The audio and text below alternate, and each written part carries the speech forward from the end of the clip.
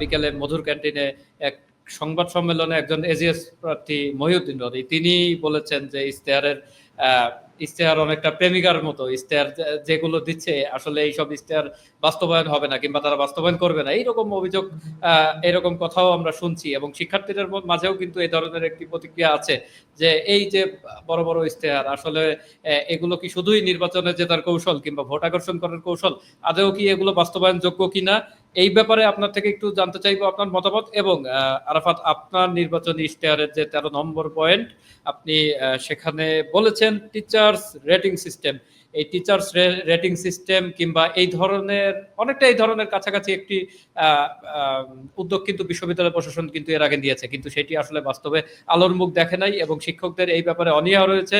আসলে শিক্ষার্থীরাও সেইভাবে কিন্তু চায় নাই কিংবা কোনো ডিপার্টমেন্টে কিন্তু আমরা দেখি নাই যে এই যে টিচার্স রেটিং কিংবা এভালুয়েশন সিস্টেম যেটি বিশ্ববিদ্যালয় প্রশাসন চালু করছে, এটি নিয়ে কেন কাজ করছে না কিংবা এটির বিভাগগুলো কেন দিচ্ছে না, এটা নিয়ে কিন্তু শিক্ষার্থীরাও খুব বেশি আগ্রহ কিংবা ওই যে দাবি আদায় করে নেওয়ার একটি প্রক্রিয়া কিংবা একটি পদ্ধতি, সেটাও আমরা দেখি নাই। আসলে এই ব্যাপারেও আপনার থেকে একটু আসলে জানতে চাই আরাফাত। আচ্ছা, আপনার যে প্রথম কোয়েশ্চেনটা, আমি সেটার আগে উত্তরটা দিই। বিশ্ববিদ্যালয় আমরা দেখেছি ডাকসু নির্বাচনে অনেক প্রার্থী অনেক আকাশ কুসুম স্বপ্ন দেখাচ্ছে, অনেক আকাশ কুসুম ইশতেহারও দিচ্ছে, যা আসলে দেওয়া উচিত না। কারণ আমি মনে করি বিশ্ববিদ্যালয় শিক্ষার্থীদের সাথে এটা একটা প্রতারণা। বিশ্ববিদ্যালয়ে ডাকসু একটা আপনার শিক্ষার্থীদের প্ল্যাটফর্ম, যে প্ল্যাটফর্মের মাধ্যমে স্টুডেন্টরা তাদের যে ভয়েস, সেই ভয়েসটা বিশ্ববিদ্যালয় প্রশাসনের কাছে পৌঁছে দিবে। ডাকসু হচ্ছে বিশ্ববিদ্যালয় প্রশাসন এবং শিক্ষার্থীদের মাঝখানে ব্রিজ করার জন্য একটা প্ল্যাটফর্ম।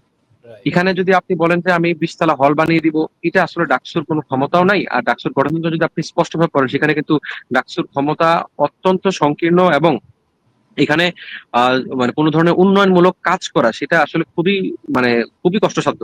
তো কেউ যদি বলে যে হচ্ছে আমি অনেক ধরনের বিল্ডিং বানিয়ে দিব, রাতারাতি এটা করে দিব, ঠিক আছে, মানে এটা আসলে সম্ভব না।